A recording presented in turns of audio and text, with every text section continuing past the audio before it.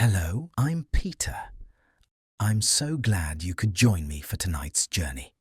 Tonight we're traveling to a place most people will never see. High in the mountains of Afghanistan, where the Hindu Kush range cuts across the sky like a spine of stone and ice. A place where winter doesn't visit. It arrives and stays settling in, like an old resident who knows every corner, every shadow. The truth, in the winter we're about to explore together, you and I, a modern person dropped into those mountains without preparation would likely not survive 3 days. Not 3 weeks, 3 days. The cold there doesn't just chill, it penetrates. It reaches past your clothes, past your skin, into the very core of you, where your body tries desperately to keep its warmth. Yet for centuries, for generations beyond counting families, lived there through winters that regularly plunged to 40 degrees below zero. Not Fahrenheit, not Celsius, both. That special kind of cold, where the two scales nearly meet, where mercury itself would rather hide than measure. They had no central heating, no electric blankets, no weather apps warning them of approaching storms, no insulated boots ordered online, no fleece jackets, no down-filled anything, just wool, animal hair, fire, knowledge, and each other. How that's what we're here to discover, not through facts or statistics, but by walking beside one family, feeling what they felt, seeing how each morning simply waking up was an act of defiance against the cold. And maybe in their story, you'll find more than survival. You'll find a quiet truth that humans have faced far worse than what troubles you tonight, and still found warmth, laughter, and meaning in the harshest places. The story waiting for you tonight is patient. It will unfold slowly, like snow accumulating. Let it settle on you gently. Let it cover the sharp edges of your day. Let it muffle the noise in your mind. We have all night, you and I. All night to discover how the cold, the terrible bone-deep cold, revealed something else entirely. Warmth. Not the kind that comes from fire, though that's part of it, but the kind that comes from human hearts, choosing again and again to stay warm for each other. Breathe slowly now. We're beginning our ascent into the thin, cold air where this story lives. Let me tell you about the Hindu Kush, though. Even saying that name feels incomplete. The Hindus called it something else. The Persians had their own word. The Greeks, who passed through with Alexander, thought these mountains were the edge of the known world, and perhaps they were right in a way that has nothing to do with geography. These mountains are old. Not old like your grandmother's house, or even like the oldest building in your town. Old in a way that makes human history feel like a brief conversation. When you stand in the shadow of these peaks, you're looking at stone that was being pushed upward when the first humans were just learning to walk upright in Africa. The collision of continents unimaginably slow, unimaginably powerful, creating this barrier between the heart of Asia and the Indian subcontinent. Over 800 kilometers of peaks, some reaching more than 7,000 meters into the sky, where the air holds so little oxygen that your body would struggle to function without long acclimatization, where water boils at temperatures too cool to properly cook rice, where the very act of breathing requires conscious effort. And yet, in the 19th century, before the borders were drawn that would later divide families and fracture ancient pathways, before the wars that would make the word Afghanistan synonymous with conflict in the minds of distant peoples, these mountains held life. Not just survived it. Held it gently, if you knew how to live within their rhythms. The Kuchi people understood this. Their name comes from an old Persian word meaning those who migrate. But that translation feels too simple. They weren't just migrating. They were breathing with the mountains, inhaling down into the lowlands each autumn, exhaling back up to the high meadows each spring. A great, slow breath that took months to complete. Picture them, if you can. Not as they might appear in photographs or documentaries reduced to exotic images, but as people who loved and worried and laughed. A family, let's say. We'll give them form in our imagination, though they represent thousands of families, thousands of cycles of this same ancient dance. There's a grandfather, let's call him Rahim. His face is weathered in a way that city dwellers can't quite achieve, a kind of weathering that comes from 40 years of high-altitude sun, reflecting off snow of wind that doesn't know how to be gentle. His hands are thick, strong, marked with old injuries, healed slightly crooked, because there was work to do and no time for proper mending. But his eyes, when he smiles at his grandchildren, hold warmth that makes the cold irrelevant. His wife, Bibi Gul, is smaller but no less tough. Her back is bent slightly from a lifetime of work from carrying, lifting, weaving, cooking, tending. But bent like a bow, is bent storing energy, not broken. She knows every medicinal plant that grows in the high places, knows which herbs ease fever, which poultice draws infection from a wound, which tea soothes a colicky baby at 3 in the morning when the temperature outside has fallen so low that water freezes in the time it takes to pour it. Their son Jamal is in his prime at 35. He can walk 20 kilometers in a day over terrain that would exhaust a trained athlete. Can navigate by stars and stone, by the shape of wind patterns, by memories handed down from his father and grandfather before him. He carries the weight of responsibility, now the daily decisions about where to move the herd, when to stop, which path to take when the snow begins falling too heavily. Jamal's wife, Mariam, manages the interior world. The tent that is their home, the children, the cooking, the wool processing, the endless transformation of raw materials into things that sustain life. Her hands are never idle. Even when she's resting, they're moving spinning wool into thread, a motion so automatic after 20 years that she doesn't need to think about it. And the children, 2 of them in our imagined family. Rashid, aged 10, old enough to help with real work, now young enough to still find wonder in things. And little Zainab, 7, who watches everything with bright eyes, learning without knowing she's learning, absorbing the knowledge that will one day keep her own children alive. This family, like countless others, lived in a way that might seem impossible from our modern vantage point. They produced almost everything they needed from their sheep and goats.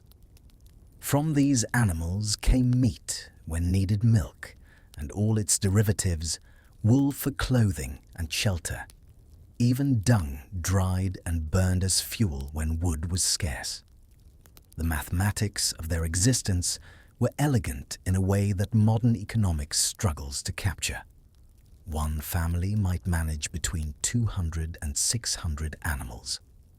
These animals transformed grass, which humans cannot eat, into protein and fat and fiber, which humans desperately need. The high meadows, too steep and cold for agriculture, became productive through the alchemy of animal digestive systems. But here's what the numbers don't tell you: the texture of it, the daily reality. Every morning before dawn, someone had to rise in the cold. Not the comfortable cold of a chilly bedroom where you can burrow deeper under blankets. The kind of cold where your first breath hurts, where any exposed skin begins to numb within seconds, where the darkness is complete, absolute, broken only by the stars overhead that seem close enough to touch hard and bright in the thin air. Rising into that cold was an act of will every single day. And yet they did it. Because the animals were hungry. Because life doesn't pause for discomfort. Because this was simply what living meant. The knowledge required to survive was encyclopedic. Rahim, our grandfather, carried in his head detailed information about every pass through these mountains. Which ones were navigable in which months? Where springs could be found? Where rockfalls were likely? Where snow accumulated dangerously? Where critically you could find shelter if a storm came up suddenly, which they often did. This knowledge wasn't written down. The Kuchi were largely non-literate, not because they lacked intelligence, but because writing requires settlement, requires materials, requires a different relationship with time. Their library was oral passed, parent to child, during long winter nights of storytelling, during walks with the herds, during the 1,000 small lessons of daily life. Listen, Rashid, his father would say. You see that peak with the split summit in winter? When wind comes from that direction, storm follows within 6 hours. Always watch for it. The child would nod, filing it away alongside hundreds of other such observations. The plants that indicated water nearby. The behavior of animals before earthquakes, which were not uncommon in these tectonically active mountains. The subtle differences between ice that would bear weight and ice that would crack beneath you. This was education as it had existed for most of human history. Not abstract, not separate from life, but woven into survival itself. And there was beauty in it too. Not the sanitized beauty of postcards, but something stranger and deeper. The way light moved across distant peaks at sunset, painting snow in shades of pink and gold and purple that seemed otherworldly. The silence of high places so complete that you could hear your own heartbeat, hear blood moving through your ears. The night sky unpolluted by artificial light, the Milky Way so bright it cast shadows millions of stars, reminding you of your smallness, and somehow making that smallness feel comfortable rather than frightening. The 19th century, which is roughly when we're setting our story, was a time of great political upheaval in Afghanistan. The British were playing their great game, with the Russians treating Afghanistan as a buffer zone, a chess piece in imperial strategy. But for families like ours, those distant machinations mattered far less than the immediate questions. Will there be enough grass this summer? Are the snows heavier than usual? Is that cough the youngest child has something serious? Or will it pass? They existed in a different kind of time. Not linear, not progressive, but cyclical. The great wheel of seasons turning each year like the last, like the next, would be. A rhythm established over not decades or centuries, but millennia. Archaeological evidence suggests that people have been living this way in these mountains for at least 2,000 years, possibly far longer. The same essential patterns, the same essential wisdom, what sustained them through all that time, through all those winters that would kill an unprepared person in days, not technology. Not in the way we understand it, but something else. Call it adaptation. Call it deep knowledge. Call it perhaps a kind of love. Love of place, yes, but more than that. Love that showed itself in action in the 1,000 ways families protected each other when the world itself seemed hostile to human life. That's what we're going to explore together tonight. Not as outside observers, not as anthropologists taking notes, but as if we're there. As if we can feel the cold on our own faces, smell the smoke from dung fires, hear the bells on the lead animals as a family begins another day, in a life so far removed from modern existence that it might as well be from another planet. But they were human, just like us. They worried about their children. They felt joy. They knew exhaustion. They made jokes. They sang songs. They fell in love. They grieved losses. They hoped for better days. The cold didn't make them less human. In some ways, it made their humanity brighter, more visible, like a flame shining clearer in darkness. So, let's step closer now. Let's watch as summer fades into autumn in the high meadows. Let's see what preparation looks like when winter isn't just inconvenient, but genuinely life-threatening. Let's understand how they got ready for the months when the mountains would become a frozen fortress, and survival would require everything they had learned, everything they knew, everything they were. The story is waiting patient as snow. Let's continue. September in the high meadows near Bamyan. The air already carries warnings. There's a particular quality to light at this time of year at this altitude. Sharper, somehow more brittle. The sun still shines warm during the middle hours, but morning frost no longer melts completely, and in the shadows of larger rocks, patches of ice persist throughout the day, hints of what's coming. The animals feel it first. The sheep's wool has been growing thicker since August, their bodies responding to signals invisible to humans. The goats become restless, their behavior changing in subtle ways that Jamal has learned to read. They graze more urgently now, putting on every possible gram of fat before the lean months arrive. This is the season of transformation, of turning summer's abundance into winter's insurance. And for Mariam, it means work that never truly stops. Watch her now in the early morning mist, still hanging low in the valley, her breath visible in the cold air. She's milking the goats, her hands moving with the practiced efficiency of someone who has performed this task thousands of times. The milk streams into a wooden pail still warm from the animal's body, steam rising gently in the cold air. This milk won't be drunk fresh, not most of it. That's a luxury they can't afford. Instead, it begins its transformation into something that can last. Mariam pours it into a large clay vessel, adds a starter culture preserved from last year, covers it with clean cloth. In 2 days, it will be yogurt. In 4, that yogurt will be strained through woven bags until most of the whey has dripped away, leaving a thick, concentrated product. But we're still not done. That concentrated yogurt will be salted, formed into small balls about the size of walnuts, and laid out in the sun on clean stones. Day after day, they'll dry, hardening their moisture, evaporating into the thin mountain air. What remains is called kurut.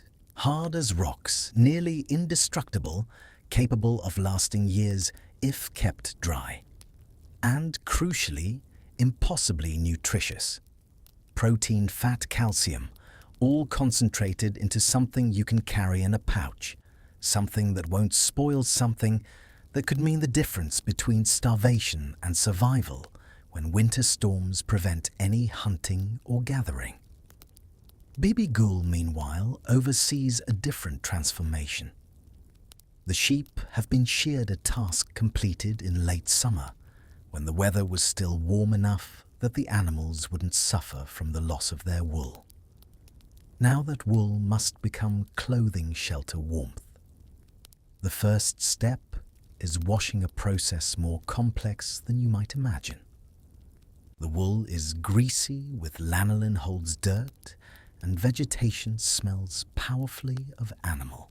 Small groups of women from several families work together, hauling water from the stream, heating it over fires fed by precious wood, gathered through the summer, submerging and agitating the wool, wringing it out, repeating.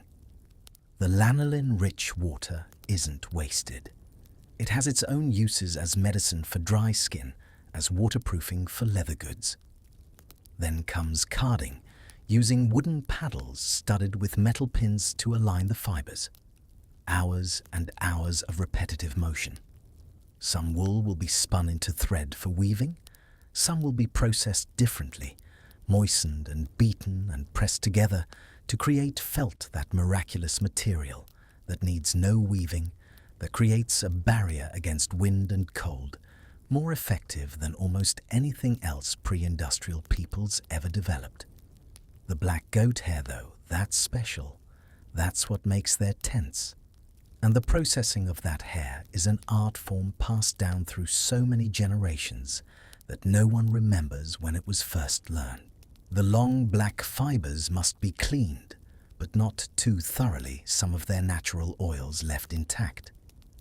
They're spun into thick, strong thread, then woven on looms that are set up on the ground, women sitting or kneeling for hours as the fabric slowly grows. This fabric has properties that seem almost magical if you don't understand the science behind it. When dry, the weave is relatively open, allowing air circulation. But when it rains or snows, the fibers swell, tightening the weave, becoming nearly waterproof. And the black color. That's not just aesthetic. Black absorbs heat from whatever sunlight might break through winter clouds, creating a slightly warmer microclimate inside the tent, even in brutal cold. A single tent might require processing hair from 100 goats, weaving for months, careful joining of strips into a large enough piece to create shelter for a family.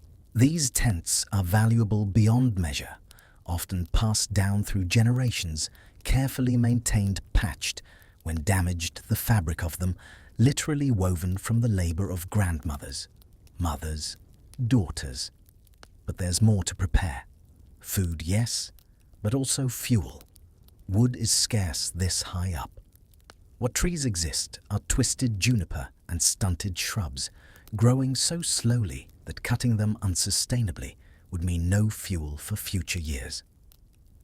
The families know this intimately, taking only what can be replaced, leaving enough for regeneration.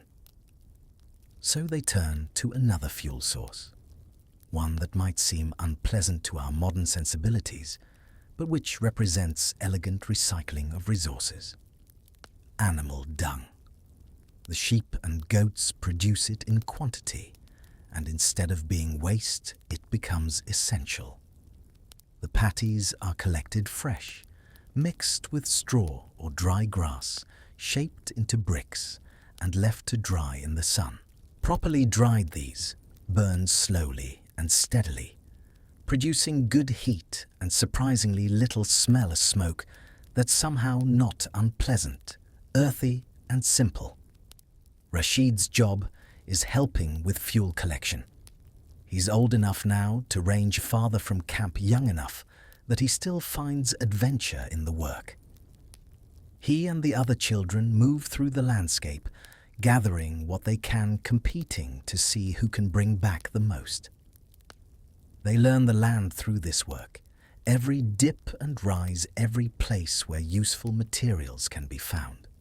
In the evenings, as the family gathers around the fire, there's a particular quality to this season, a bitter sweetness. The light is beautiful, the temperatures still manageable in the sun, the work hard, but not yet desperate. But everyone knows what's coming. They can see the high peaks already white with snow that won't melt now until spring. They can feel how the cold settles earlier each evening, lingers later each morning. Rahim tells stories these nights, stories his father told him and his grandfather before that. Stories of terrible winters past, when the snow came early and deep, when families lost animals, when hunger came close. But also stories of survival, of cleverness, of communities coming together. There was the winter, he says, his voice carrying in the quiet evening air when I was just a boy younger than Rashid here. The snow came in October before anyone was prepared. My father's brother, your great-uncle, was caught in the high passes with half our animals. We thought he was lost. Everyone thought so. But he remembered the old stories about caves near the eastern ridge. He found shelter there, kept the animals alive by feeding them the bark of willows. Bitter food, hard food, but enough. He survived 3 weeks alone before the snow let up enough for him to come down. 3 weeks. When we saw him coming, walking ahead of the flock, like a ghost made solid, your grandmother wept. I had never seen her cry before. The children listen with wide eyes. These stories aren't just entertainment. They're education in survival, in resilience, in the knowledge that terrible things can be endured. Zainab, the youngest, asks, "What if the snow comes before we go down?" Mariam pulls her close. "Then we stay," she says simply. "We've done it before. We know how. This is why we prepare so carefully. This is why we waste nothing." And indeed, waste is a concept that barely exists in their world. Every part of every animal that dies is used. Meat is eaten or dried into jerky that will last months. Bones are boiled for marrow and nutrients, then cracked open for the rich fat inside, then finally burned as additional fuel or carved into tools. Hides become leather for boots, for bags, for repairs. Horns become handles, containers. Even blood is used mixed into soups for its iron content, sometimes fed to dogs to keep them strong. The relationship with the animals is complex, deserving of its own extended contemplation. These sheep and goats aren't pets, but they aren't quite livestock in the industrial sense either. They're partners in survival, a family's wealth, their insurance policy, their milk and meat and fiber, all walking on 4 legs. Each animal is known individually, has its own personality. The lead goat, who always finds the best grazing. The old ewe, who's produced twins 3 years running. The young ram, who's proving too aggressive and will need to be culled before he hurts someone. Jamal spends his days moving with them, reading their behavior, keeping them from straying into dangerous terrain, watching for predators. Wolves are still common in these mountains, and snow leopards, though rare, are deadly efficient hunters. A single attack can cost a family dearly. But there's meditation in this work too. Long hours moving slowly across the landscape, just walking, being present, alert, but not anxious.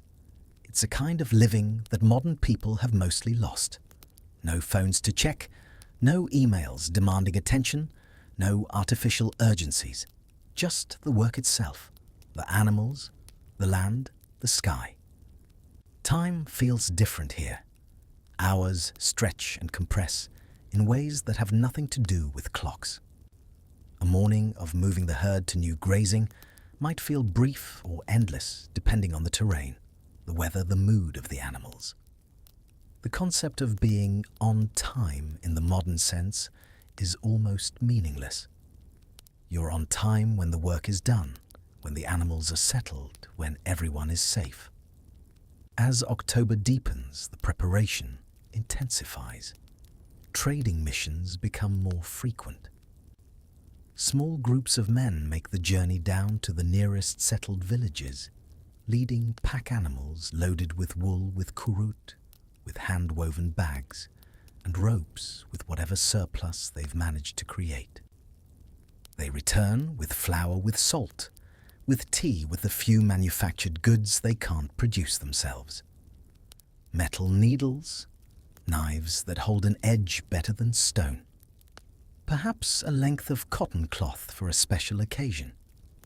These trading relationships are old, going back generations. Specific families in the valleys have traded with specific nomadic families for so long that trust runs deep. Credit is extended. Debts are remembered but not urgently pressed. There's an understanding that a bad year for the herders means delayed payment, but payment will come eventually. The relationship is more important than the transaction. And then in late October or early November, depending on the signs, depending on the weather patterns, depending on knowledge accumulated over lifetimes, the decision is made. It's time to move down. The timing is crucial. Leave too early, and you waste precious grazing when conditions are still manageable. Leave too late, and you risk being caught by heavy snow trapped in the high country with insufficient fodder, facing death for both animals and people. Rahim, in consultation with other family heads, watches the sky, watches the animals, feels the wind, finally nods. 5 days, he says. We begin in 5 days. There's relief in the decision, but also tension. 5 days to complete the final preparations, to pack everything that can be moved, to secure what must be left behind, to begin the slow migration down from the roof of the world toward the winter grazing lands to the south. This journey, which will follow in our next scene, is itself a yearly epic. Hundreds of kilometers over terrain that would challenge modern hikers with the best equipment, accomplished by families driving hundreds of animals, carrying everything they own, navigating passes that are already dusted with snow. But before we move on to that journey, sit with this moment for a while. The last evening in the high meadows. The family gathered around the fire, the work done for the day, the stars emerging overhead, one by one in the darkening sky. There's a particular kind of satisfaction that comes from good preparation, from knowing you've done everything you can. The kurut is made dried, hard, packed away. The wool is processed. The tent is in good repair. The fuel is gathered. The animals are as fat as they're going to get. The children are healthy. The trading is complete. Tomorrow the packing begins. In 5 days they'll be walking. But tonight there's this moment, this breath between seasons, this space where they can simply be briefly before the great descent begins. And perhaps you in your own bed, in your own time, can feel something of that calm, that sense of having done what can be done, that release of worry at least for this moment, this breath. Let yourself have it. Let the preparation be complete. Let the journey begin when it begins. For now, just breathe with them. Just exist in this thin, cold air under these ancient stars with the warmth of fire and family nearby. Rest here for a moment before we continue. Picture dawn in the Hindu Kush in November. Not the gentle dawn you might know where light creeps gradually, where birds begin their morning songs, where warmth builds slowly. This is different. The sun breaks suddenly over distant peaks, flooding the high meadows with light. That's brilliant, but carries no warmth yet. The temperature at this moment, just after sunrise, is often the coldest of the day. 20, perhaps 30 degrees below zero. But there's no option to wait for warmth. The decision has been made. The journey begins now. The family has been awake for hours, already working in darkness, broken only by firelight. The The tent has been dismantled with the practiced efficiency of people who have done this 100 times. Every pole marked, every section of cloth folded in a specific way, everything fitting together like an intricate puzzle. The tent poles carved from precious juniper wood, each one carried or dragged up here months ago, are now lashed to the strongest pack animals. Everything they own must go with them. There's no storage unit to rent, no place to leave summer clothes until spring returns. What stays behind will be destroyed by weather or taken by others or both. So, it all comes. Cooking pots, water containers, looms, tools, provisions, clothing. The rolled felt that serves as bedding. Every item represents labor, has value beyond its mere function, carries memories. The animals are restless. They sense the change, the activity, the tension in their human partners. Getting several hundred sheep and goats moving in one direction is an art form. You can't simply drive them like a truck. You have to work with their social structure, their natural behaviors. The lead animals, usually older females who've made this journey many times, are crucial. Where they go, others will follow. Rashid's job is to help with the dogs. 2 large, fierce mastiffs who are essential for managing the flock. These aren't pets in any Western sense. They're working animals bred and trained for centuries to protect livestock from wolves and thieves. They sleep with the animals, eat scraps, live hard lives, but their loyalty to their human family is absolute, and their intelligence is remarkable. The boy fills a bag with the dried bread he's been making with his mother, hard rounds that will last the journey. He checks his own clothing. Layers of wool under a heavy felt coat, a sheepskin vest with the wool turned inward for warmth, leather boots with felt linings, a hat that covers his ears. He's dressed for extreme cold because the passes they'll cross are windswept and exposed, and falling behind, getting separated, is dangerous in ways he understands without needing explanation. Zainab rides on one of the pack animals, considered still too young to walk the entire distance. She's bundled until only her eyes are visible, clutching a small bag that holds her few precious possessions. A doll made from scraps of cloth, a smooth stone from a stream, a dried flower her grandmother gave her. Small things, but they're hers, and they matter. The order of march is traditional, refined over generations. Jamal leads with the strongest walkers setting the pace, navigating. Behind him come the pack animals with their heavy loads. Then the main body of the flock. Then the women and smaller children with lighter animals. Finally, Rahim bringing up the rear with the dogs, making sure no one and nothing is left behind. They're not alone in this migration. Look around, and you can see other families beginning their own journeys from other summer camps. Smoke rising from morning fires being put out. The distant calls of shepherds to their flocks. The whole high country is emptying out hundreds of families, thousands of animals, all responding to the same ancient imperative. Winter is coming. Go down. The first days of the journey are almost pleasant, if you can call walking 12 hours while driving recalcitrant animals over rough terrain pleasant. But the high meadows are still below the serious snow line, and the weather holds clear. They cover perhaps 15 kilometers the first day, not far by modern standards, an eternity when you're moving with animals who stop to graze, who scatter and must be gathered, who simply refuse to move forward sometimes, for reasons only they understand. Evening camp is a practiced routine.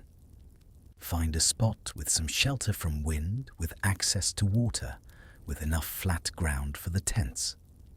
Unload the pack animals carefully, nothing dropped or lost. Set up the tents in record time hands, remembering the motions even in gathering darkness. Get fires started with dried dung carried for this purpose. Begin the evening meal while someone milks the animals who are still producing. The food on the journey is simple: bread torn into pieces and softened in tea.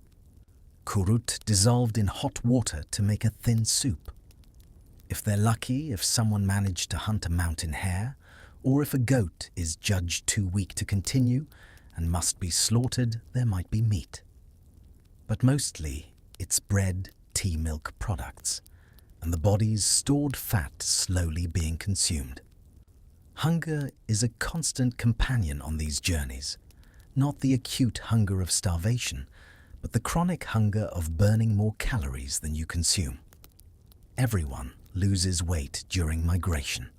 This is normal, expected, planned for. The autumn feeding was partly about fattening up for exactly this. By the third day, they're climbing toward the first serious pass. This is the test that separates successful nomads from those who miscalculated.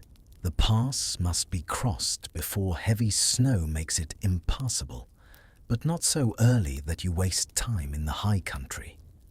The approach to the pass takes an entire day. The trail switches back and forth up an impossibly steep slope. The air gets thinner with every step. Breathing becomes labored. The animals struggle, stopping frequently, their sides heaving. Some of the weaker ones can't make it and must be abandoned or carried, which uses energy the humans can ill afford to spare. Near the top, conditions deteriorate rapidly. Wind funnels through the pass with savage force, carrying ice crystals that sting exposed skin like tiny needles. The temperature plunges.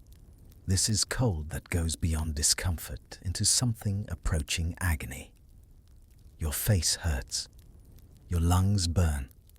Your fingers and toes go numb despite all your layers. Mariam walks with Zainab, now having taken the child down from the pack animal because the motion of riding in this wind is too dangerous. She presses the little girl against her body, using her own mass to block the worst of the wind, leaning into each gust, focusing only on the next step and the next and the next.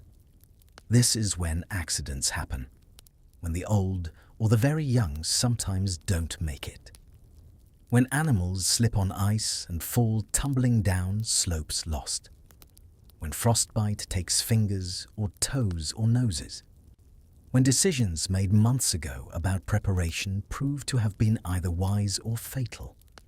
But they have prepared well, and today at least fortune favors them. The pass is difficult but passable.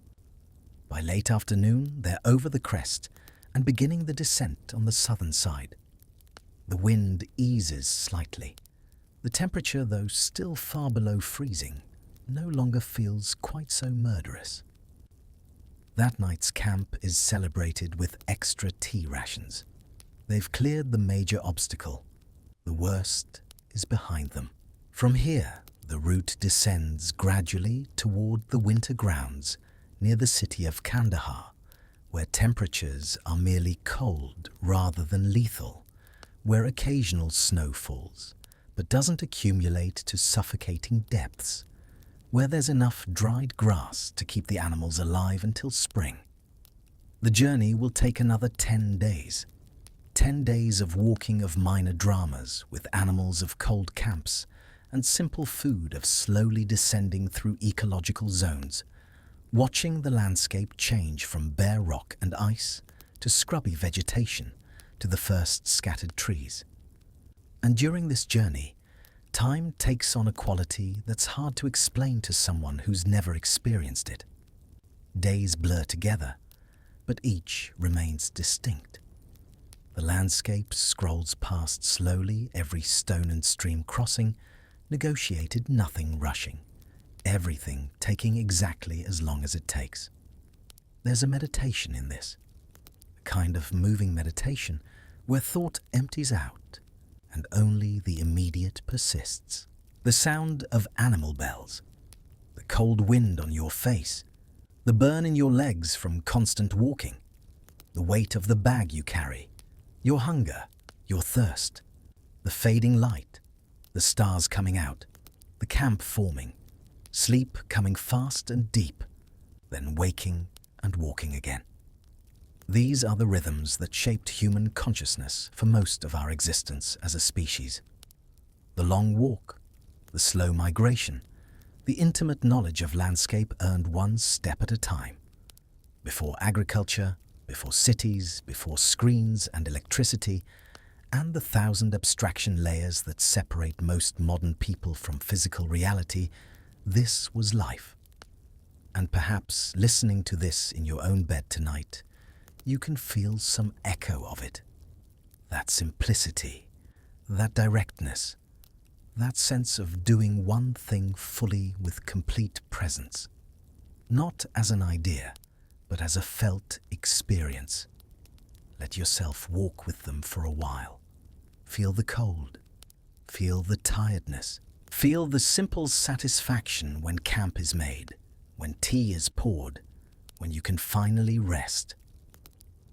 We'll stay with them through the full journey, these patient travelers, these people who measured distance not in kilometers, but in days of walking, who knew every turn of the path, every place to cross the river, every campsite their grandparents used. And we'll arrive with them eventually at the winter grounds. But not yet. Not quite yet. For now, they're still in motion, still between the worlds of summer and winter, still in that liminal space where the only thing that matters is continuing. One step, then another, shepherding their animals and each other towards survival. Breathe with them. Walk with them. Let the rhythm of it settle your own mind. This is what humans did for so long. This is the deep pattern. Let it be a comfort, not because it was easy, but because it was real and it endured and people found meaning in it. Rest now in the motion of it. Let yourself be carried forward by this ancient tide, this twice-yearly pulse that moved across the Hindu Kush for time beyond memory. Tomorrow, we'll arrive at the winter camp, but tonight, we're still traveling. And that's all right. Sometimes the journey itself is where peace lives. They arrive at the winter grounds in mid-November, a place between the cities of Kandahar and Lashkar Gah, in what locals call the warm south, though that term is relative. Warm compared to the high passes means temperatures that regularly drop below -20 Celsius rather than -40. It means snow that melts eventually rather than accumulating until spring. It means survival is possible with careful management rather than being a daily dice roll with death. The location is traditional, used by Jamal's family for generations. There's a slight depression in the landscape, not quite a valley that provides some wind protection. A seasonal stream that won't freeze completely, even in the coldest months. Enough scattered vegetation to supplement what the animals can forage. Most importantly, it's far enough from settled villages to avoid immediate conflict over grazing rights, but close enough that if absolutely necessary help could be reached. The first task is establishing camp, and this is an operation refined to maximum efficiency. The men set up the large family tent while the women and children begin organizing the interior space. This isn't arbitrary. The tent's interior is carefully zoned for function. The back section furthest from the entrance is where the family sleeps, bedding rolled out on felt mats that provide crucial insulation from the frozen ground below. The center area is for living, cooking, gathering around the fire. Near the entrance, a partial divider creates a space where young animals can be brought in during the worst cold, where they'll benefit from the human's body heat and the rising warmth from the fire. The fire itself deserves attention. It's built in a small portable stove called a bukhari, made from clay and stones, designed to burn fuel efficiently while directing heat into the living space and smoke out through a vent in the tent's roof. Getting this balance right is critical. Too much ventilation and all your heat escapes. Too little and smoke accumulation will suffocate you. Bibi Gul, drawing on decades of experience, adjusts the setup with minute precision. She tests airflow with a wetted finger held near vents. She repositions the fire slightly. She arranges flat stones around it that will absorb and radiate heat long after the flames die down. This is engineering without equations, physics without formal education, but no less sophisticated for it. Within hours, the camp transforms from empty landscape to home. The tent is up its black fabric, absorbing what little warmth the winter sun provides. Cooking equipment is arranged. Water containers are filled from the stream. The animals are released to graze what they can find, the dogs positioned to prevent wandering. And then, as evening falls on that first night in the winter camp, there's a collective breath of relief. They've made it. The dangerous journey is complete. The winter camp is established. They're as ready as they can be for the months ahead. Now the daily rhythm of winter life can begin, and this rhythm is unlike any other season. The fundamental rule is energy conservation. In summer, at the high meadows, life is busy, almost frantic. So much to do, so much growth happening, animals producing milk in quantity, wool. Growing young, being born and raised. Summer is abundance and effort.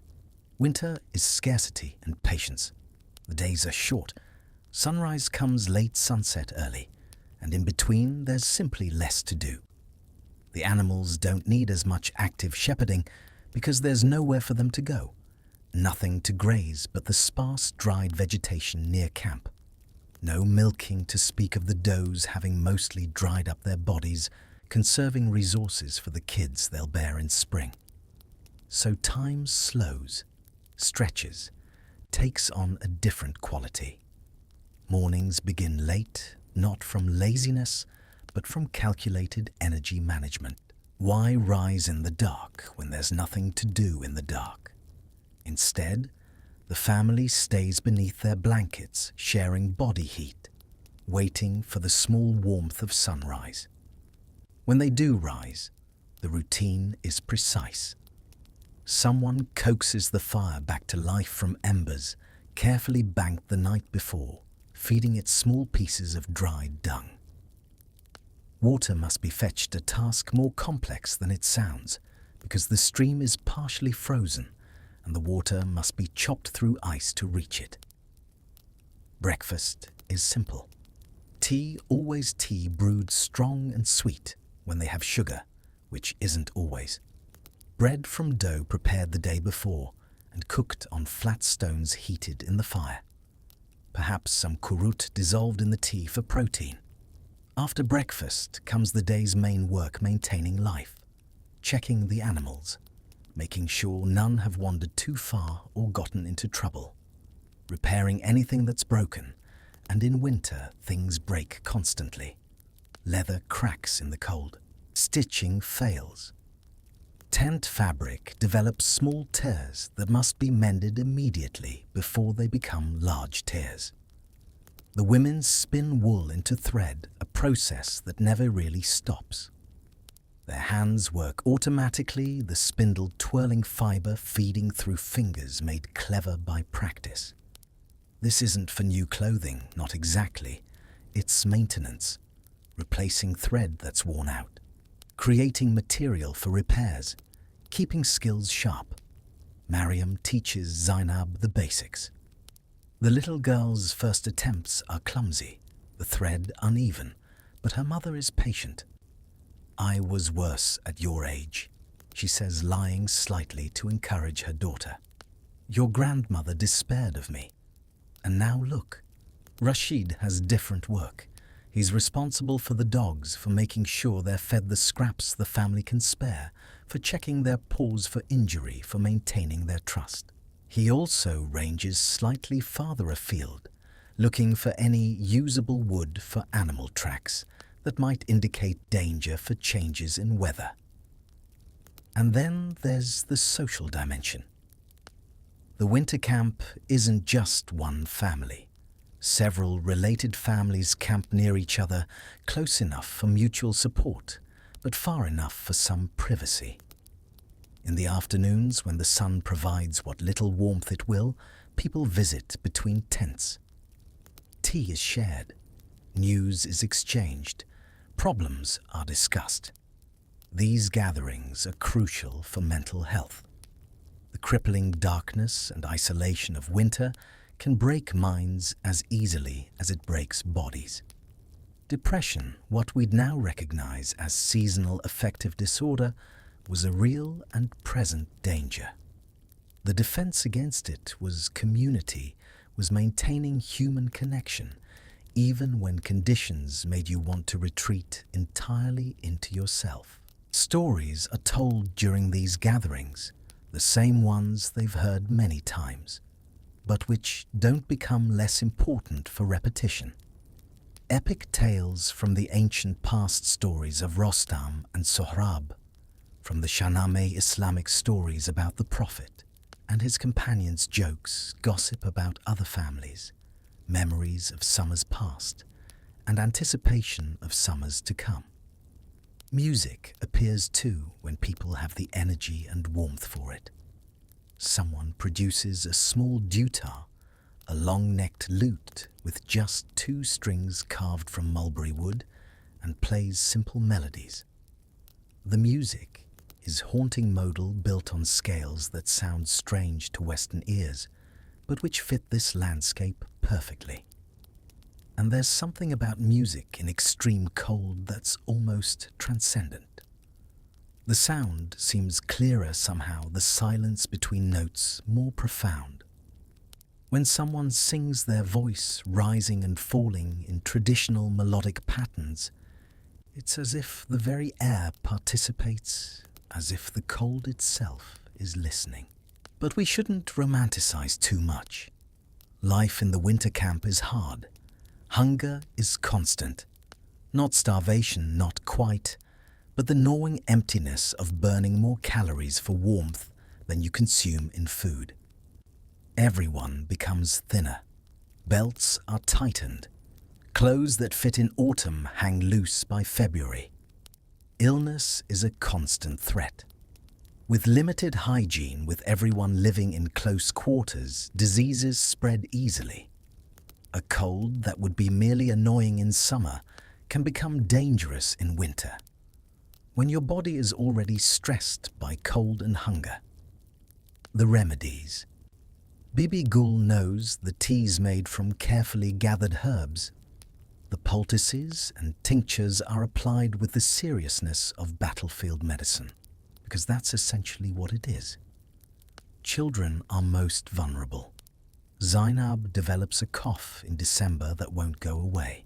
For 2 weeks, Bibi Gul barely sleeps, sitting up with the girl at night, keeping her warm, coaxing her to drink herbal infusions, praying in the particular way you pray when you can't do anything else. The cough improves slowly, never quite disappearing, but receding to a manageable level. The relief, when it's clear the child will survive, is profound, almost overwhelming. In a world without antibiotics, without doctors, without any safety net beyond knowledge and care, every illness survived is a small miracle.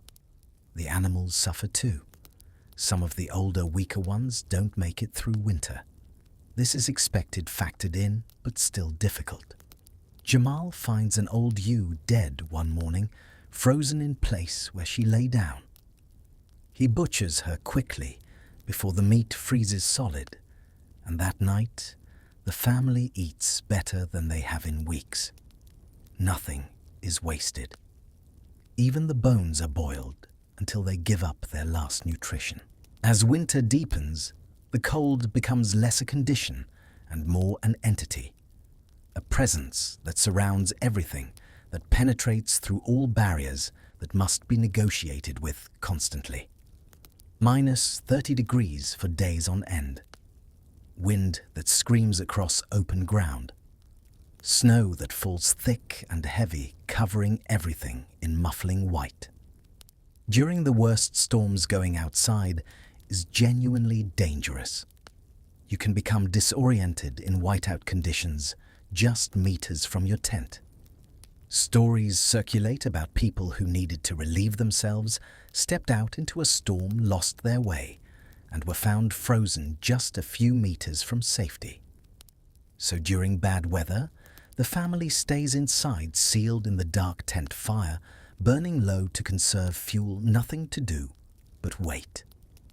These are the hardest days. Time feels suspended. Boredom and cold and hunger blend into a kind of numb endurance. But here's what's remarkable. Through all of this, there's no complaining, not in the way you might expect. No, why us? No, this isn't fair, because everyone around them is experiencing the same thing, because their parents and grandparents experienced it, because next winter will be the same, and the winter after that. This isn't a deviation from normal life. This is normal life. And there's a certain freedom in that acceptance. When you stop fighting reality, when you simply exist within it, something shifts. The cold is still cold, hunger is still hunger, but they lose some of their power to make you miserable. They become just facts like the color of the sky or the hardness of stone. Modern people, comfortable people, rarely experience this kind of acceptance. We're always fighting against discomfort, always reaching for the thermostat, the snack, the medication, the distraction. There's value in that, obviously.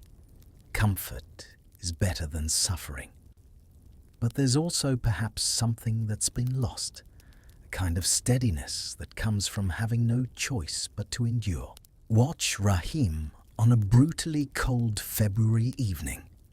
He's outside despite the cold because one of the dogs alerted him to something. He stands in the lee of the tent, wind cutting through his clothes, and scans the darkness for whatever disturbed the animal. Perhaps a wolf, perhaps nothing. He stands there for 10 minutes, 15 perfectly still, just breathing, just being present. Then, satisfied there's no immediate threat, he returns to the tent's relative warmth. He doesn't complain about the cold, doesn't comment on it. It simply is. He did what needed to be done. Now he's inside again. He drinks tea, lies down beneath felt blankets with his wife, sleeps. This is survival at its most fundamental. Not heroic, not exciting, just persistent, just continuing, just refusing to stop existing even when existence is difficult. And night after night, week after week, month after month, they continue. The winter wheel turns slowly, imperceptibly at first, then more clearly the days begin to lengthen. The angle of sunlight changes slightly. The cold remains brutal, but there are hints, tiny hints that this won't last forever. In late February, someone spots the first returning birds migrants heading north towards summer breeding grounds. It's a moment of quiet celebration. Spring is coming. Not today, not tomorrow, but coming. The worst is past. They've survived another winter, made it through to the other side. Soon the snow will begin melting. The grass will start growing. They'll begin the long journey back to the high meadows, back to abundance, back to the season of plenty. But that's still weeks away. For now they remain in the winter camp patient as stones enduring, because enduring is what they do. And maybe you listening in your comfortable bed can take something from their patience.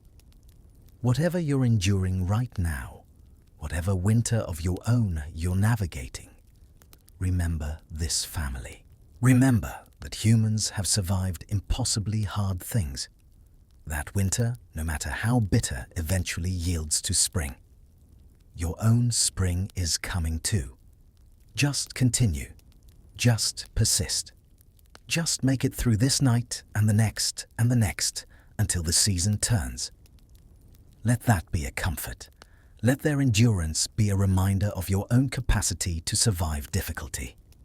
You're stronger than you think, more resilient than you know. Breathe with them now. Feel the cold, feel the hardship, but also feel the warmth of family, the safety of shelter, the deep satisfaction of having endured. Rest here in this moment between seasons. Rest knowing that change is coming, even if it comes slowly. Rest. Mid-January. The depths of the winter season when the cold has settled in with the permanence of old furniture and shows no signs of leaving. This is when the struggle becomes most intimate, most personal. When every day is a small battle and the war is simply to remain human in conditions that seem designed to strip humanity away. Let's slow down now. Stop thinking about the broad sweep of seasons, the grand migrations, the overview. Let's instead look closely at a single day. One 24-hour period in the life of this family camped in their black tent as winter presses down with relentless patience. The night begins, as they all do now, with darkness falling brutally early, somewhere around 4:30 in the afternoon. The family has learned to eat their main meal before full darkness sets in, while there's still some ambient light. It saves fuel the precious dried dung that must last until spring, because you can prepare food and eat it with less need for light from the fire. Tonight's meal is typical. A thin stew made from kurut dissolved in water with a little fat thickened with some flour, bread, tea. The portions are careful, measured with the practiced eye of people who know exactly how much food remains and how many days it must last. There's enough to stop hunger for a few hours, not enough to feel truly satisfied. Rashid, who's been hungry his entire life, but has never known it as a problem, just as normal, eats his portions slowly, making it last. He's noticed he's been getting dizzy sometimes when he stands up quickly, a symptom of the slow caloric deficit that winter represents. But he doesn't complain. What would be the point? After the meal, as the last light fades from the sky, the family gathers closer to the small fire. This is the time for connection, for the social warmth that's almost as necessary as the physical warmth. Bibi Gul is repairing a boot that's developed a crack in the sole, using a leather patch she cut from a worn-out bag and sinew thread she's been saving.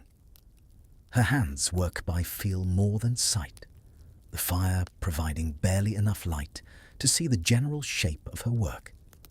She's done this so many times that her fingers know the motion independently of her eyes.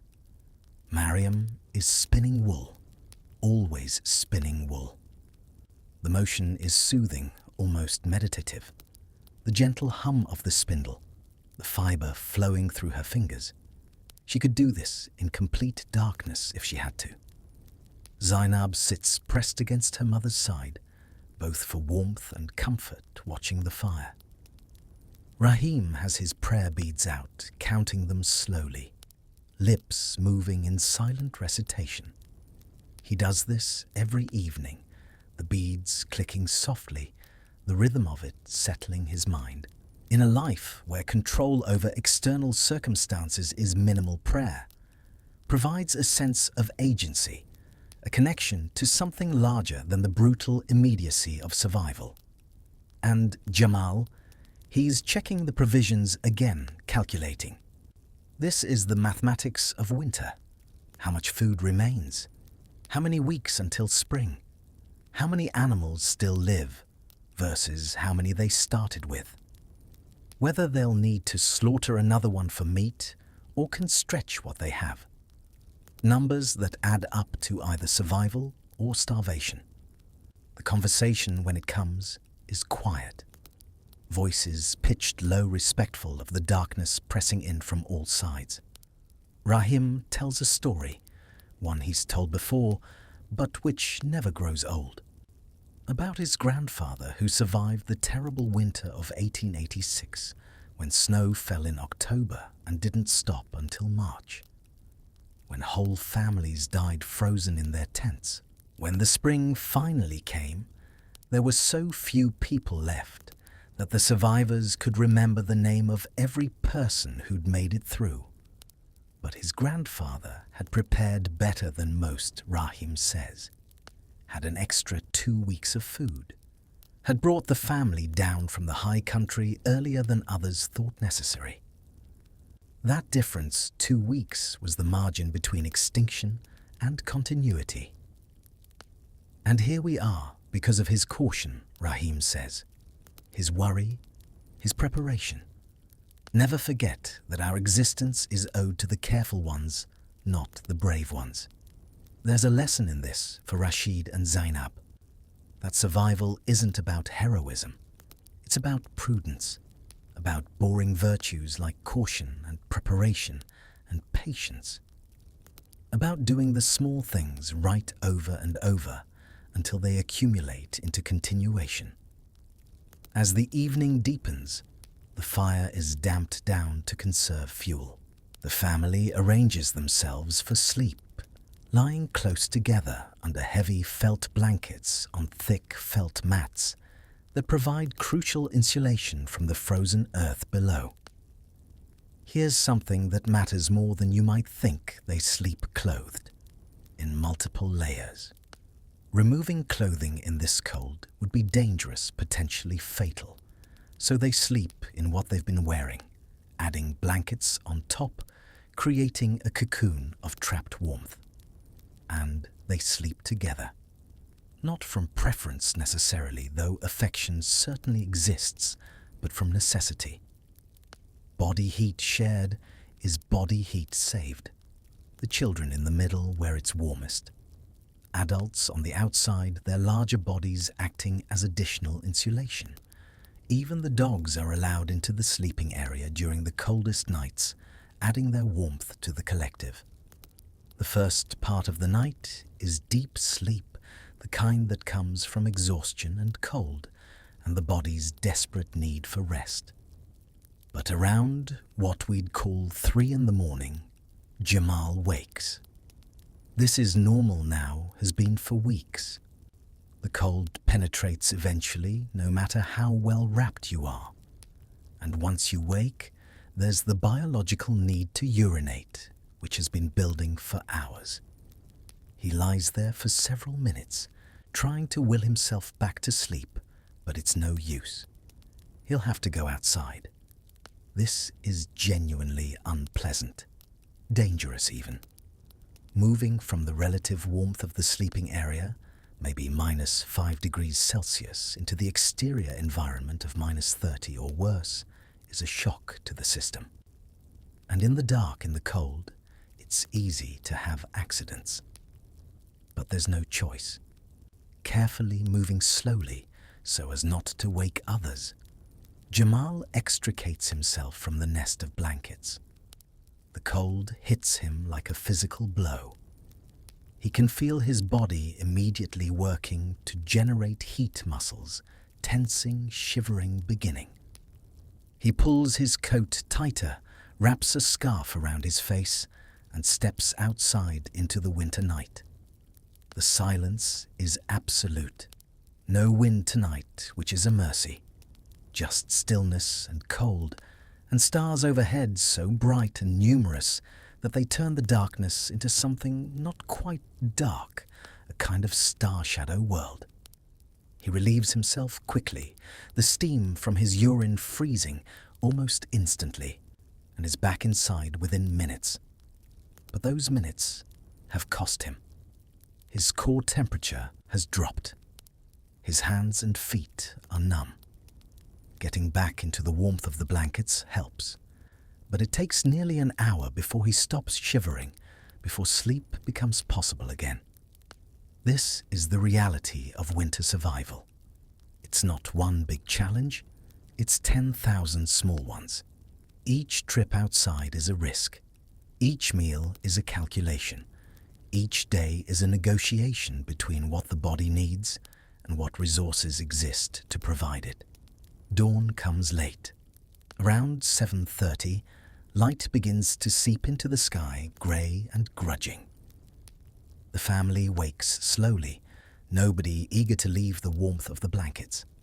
Finally, Mariam rises, coaxes the fire back to life, sets water to heat for the morning tea.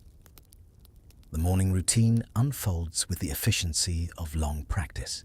Tea is made, bread is divided. The children go outside to relieve themselves and hurry back in faces red from cold. Jamal and Rahim dress in their heaviest clothes and go to check on the animals. The flock has clustered together during the night, their combined body heat creating a slightly warmer microclimate. Most are fine standing when the men approach, ready to be led to whatever sparse grazing can be found. But 2 sheep are down, unable to rise.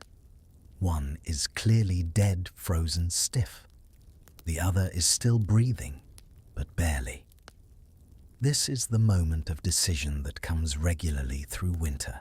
Do they invest scarce resources trying to save this animal, or accept the loss and move on? Rahim examines the sheep. Old, he says. 10 years if she's a day. Even if we get her up, she won't last the winter. Jamal nods. He knows what needs to be done, has done it many times. He produces his knife sharpened on a whetstone just last week, and with practiced efficiency, ends the sheep's suffering. The blood steams in the cold air, brilliant red against white snow. The butchering happens quickly before the meat can freeze solid. The hide is carefully removed, valuable for repairs or trade. The meat is sectioned and will be a welcome addition to the next several days' meals. The organs are saved, some for eating, some for the dogs. The bones will be boiled for marrow and nutrients. Even the blood is collected to be added to stews. There's no time for sentiment. This is life at its most basic. The animal served the family in life and now serves in death. There's respect in the efficiency, in the refusal to waste anything. The meat is brought back to camp and immediately begins to be processed. Some is carved into thin strips and hung inside the tent near the smoke vent where it will dry into jerky. Some is set aside for immediate cooking. The hide is staked out and scraped clean of fat and tissue, the start of the tanning process that will transform it into usable leather. That night, the family eats better than they have in weeks. Fresh meat, tough and gamey, but abundant. Mariam makes a stew with actual chunks of protein, not just the thin kurut soup they've been subsisting on. The richness of it, the satisfaction, is almost overwhelming. Zainab falls asleep with a full stomach for the first time in weeks, and the smile on her sleeping face is worth more than gold to her parents. This is the rhythm of winter. Hardship punctuated by small mercies. Hunger interrupted by occasional abundance. Cold that's constant but bearable, usually until it isn't. And through it all, the family maintains their routines. The prayer 5 times daily, the tea shared in the afternoon, the stories told in the evening, the children's education continuing not through books, but through observation and participation. Rashid learning to read weather signs. Zainab learning to spin thread and prepare food. Both absorbing the 1,000 practical skills that will keep them alive when they have families of their own. There's a particular conversation that happens one evening that's worth noting. Rashid, perhaps inspired by a moment of youthful philosophical wondering, asks his grandfather, "Why do we live this way?" What he means is clear. Why this constant hardship? Why the endless migration? Why not settle in one place like the villages they trade with? Build a permanent houseplant, crops. Rahim considers the question seriously. It's one he's thought about himself, especially on the hardest days. Freedom, he says finally. We're free in ways settled people aren't. We don't answer to landlords, don't pay taxes to distant officials. We move where we want when we want. Our wealth walks on 4 legs and goes with us. No one can take our land because we don't claim permanent land. This hardship you complain about, it's the price of that freedom. But is it worth it? Rashid presses. Rahim smiles. Ask me again in summer, he says, when we're in the high meadows with green grass all around and cool air and space to breathe. Then tell me if you'd trade it for a tiny house in a crowded village, working someone else's fields, living under someone else's rules. The boy considers this. He's seen the villages, the poverty there, the hierarchies, the way some men control others. And he thinks about the high meadows that he knows are waiting months away but certain. Maybe he thinks freedom is worth cold fingers and an empty belly. This philosophy, this value system, is what sustained nomadic peoples across the world for millennia. The belief that independence, that self-sufficiency, that connection to land and animals is worth almost any hardship. That a hard life lived on your own terms is preferable to an easier life lived at someone else's direction. Whether that's true or not is a question each person must answer for themselves. But for this family, for this culture, for this way of life that stretched back beyond memory, the answer was yes. The price was worth paying. As February arrives, the worst of the winter is past, though you wouldn't know it from the temperature. What changes is subtle. The days are measurably longer. The sun, when it appears, has a slightly different quality to its light. And there's a feeling in the air, something that animals notice before humans, that spring is coming distant but real. The family endures, day after day, week after week. They're thinner now, all of them, their clothes hanging loose. Hunger is so constant, it's stopped being noteworthy. But they're alive, together, intact. And that ultimately is the victory. Not triumph, not success in any grand sense. Just continuation, just survival, just remaining human and connected and alive, when everything around them seems designed to make that impossible. Some nights, when the cold is particularly brutal and sleep won't come easily, Mariam thinks about the future. About how she hopes Zainab will survive long enough to have children of her own. How she hopes Rashid will be as good a father as Jamal has been. How she hopes the summer will be generous with rain and grass.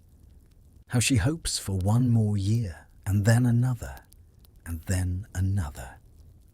These are modest hopes, small dreams. But in a life lived this close to the edge, where the margin between survival and death is measured in weeks of food and a few degrees of temperature, these small dreams are everything. Hope itself becomes a kind of fire, an internal warmth that no amount of exterior cold can quite extinguish.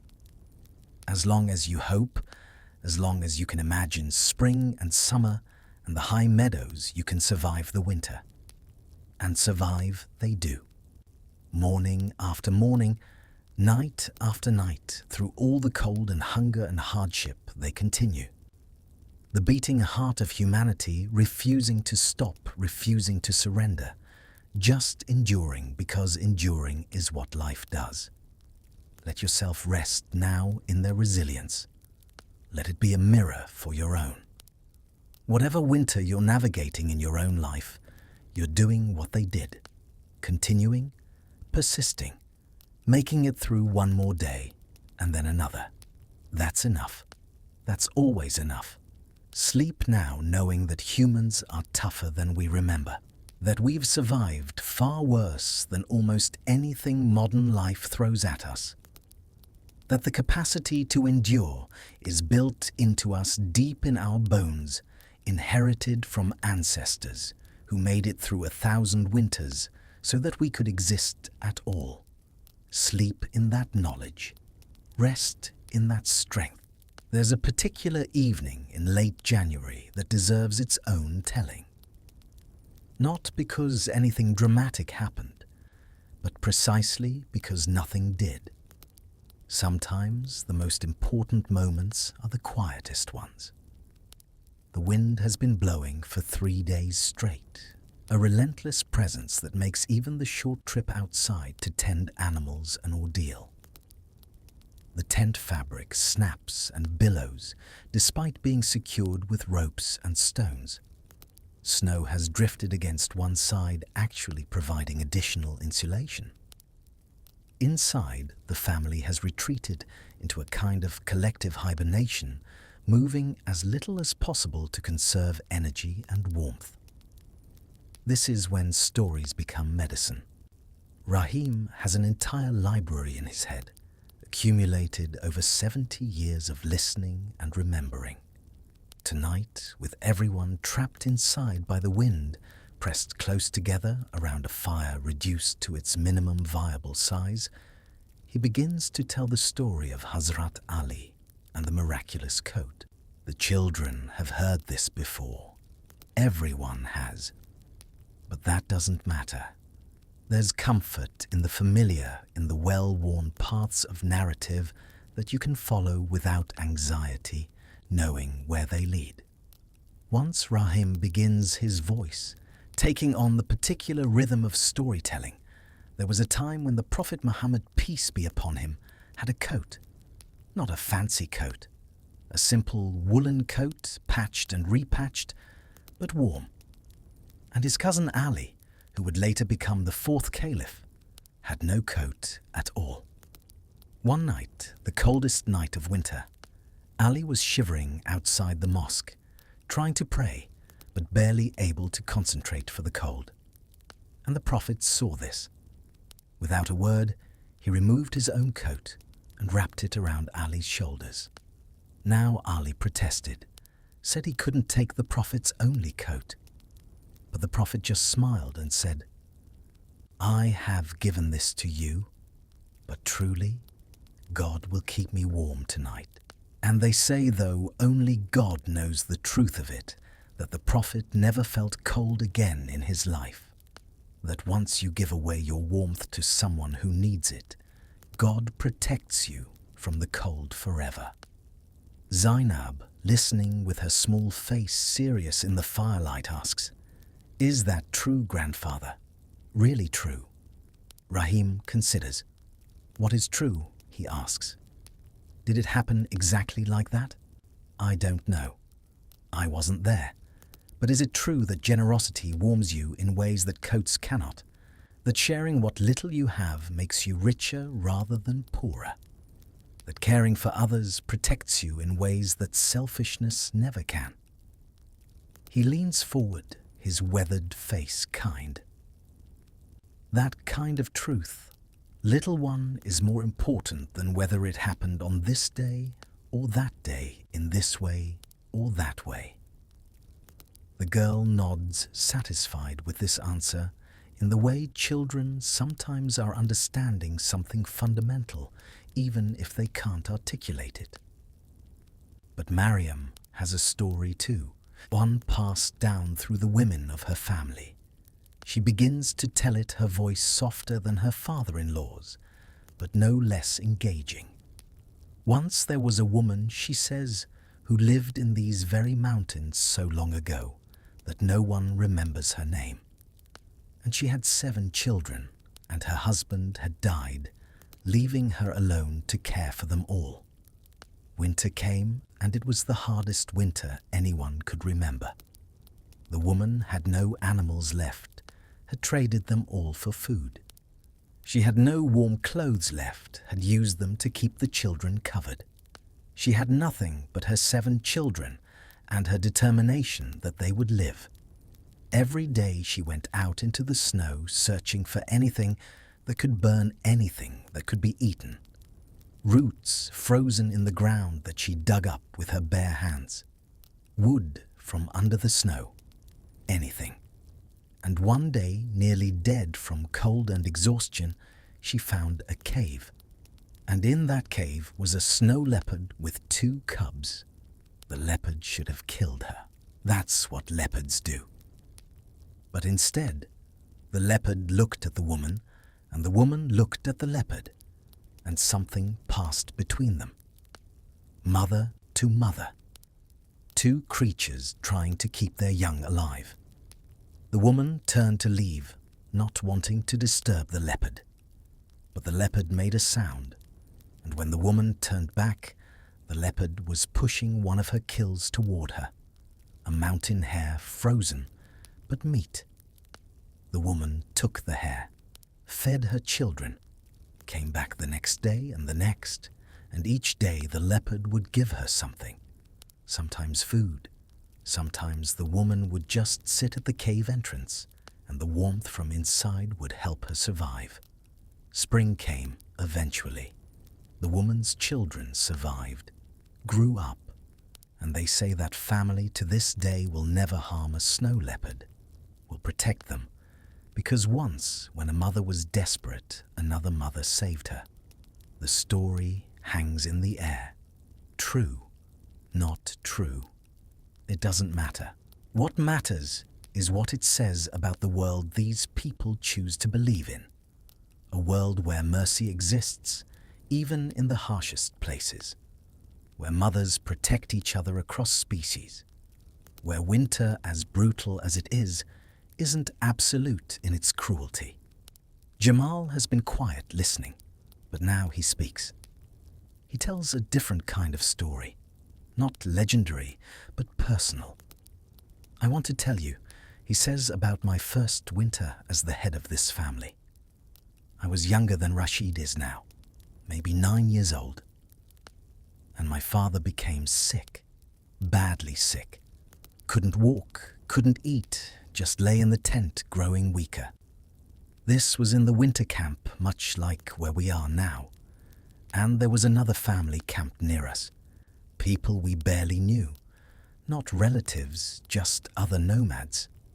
When they saw my father was sick, do you know what they did? He pauses, looking at his children. They shared their food with us, even though they had little. They shared their medicine, even though it was precious. One of their women, old like Bibi Gul, came every day to sit with my father, to make sure he drank tea to keep him clean. She had no reason to do this. We couldn't pay her. We weren't family. I asked her once, why? Why help us? And she said something I've never forgotten. She said, in winter, we are all family. In winter, there is no stranger. There is only cold, and the people who stand together against it. My father survived because of their help. And since then, whenever I see someone struggling, I remember that we're alive because someone chose to care. And I try to pass that care forward. This is education of a different kind than what happens in schools. This is moral education. The teaching of values through narrative, through example, through the accumulated wisdom of a culture that has survived by cooperation. These stories do something crucial. They remind the listeners that they're part of something larger than themselves, part of a chain of survival that stretches back generations and will hopefully stretch forward generations more. They're not just enduring randomly. They're carrying forward a way of life, a set of values, an understanding of what it means to be human. And there's also this stories make time pass. On a night when the wind is howling and there's nothing to do but wait for dawn, stories transform that. Waiting from misery into something bearable. They create a space apart from the cold, a warm room built from words where the mind can rest, even if the body cannot. Rashid, inspired perhaps by the adults, ventures a contribution. He tells about something that happened to him in summer when he was watching the sheep alone in a high meadow and became convinced he saw a yeti, one of the legendary wild men said to inhabit the highest peaks. His voice shakes a little with remembered fear as he describes it. The shape moving through the rocks, too large to be a normal animal, walking upright like a man, but covered in hair.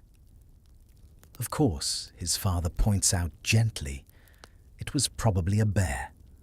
They stand sometimes on their hind legs, maybe Rashid admits. But there was something about it, the way it moved, the way it looked at me before disappearing.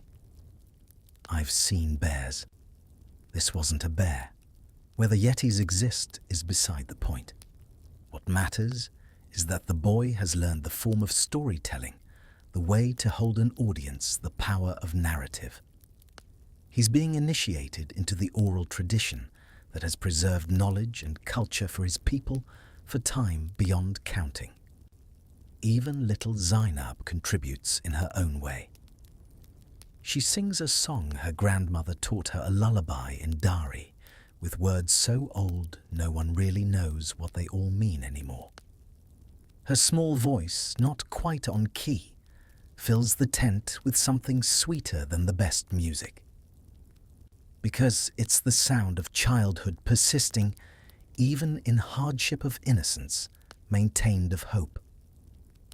As the evening deepens and the stories wind down, as the fire is damped for the night and the family arranges itself for sleep, there's a feeling that's hard to name. Not happiness exactly. Contentment isn't quite right either. Maybe it's something simpler.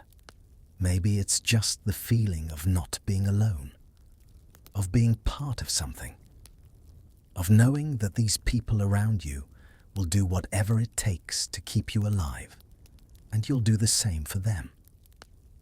Of understanding that this cold, as brutal as it is, hasn't broken the fundamental human capacity for connection. In the darkness of the tent as sleep approaches, Bibi Gul speaks one last time.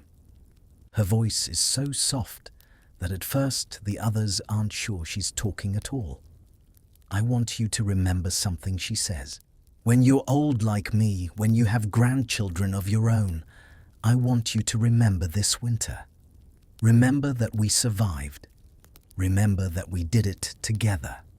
Remember that love kept us as warm as fire. Remember to pass that on.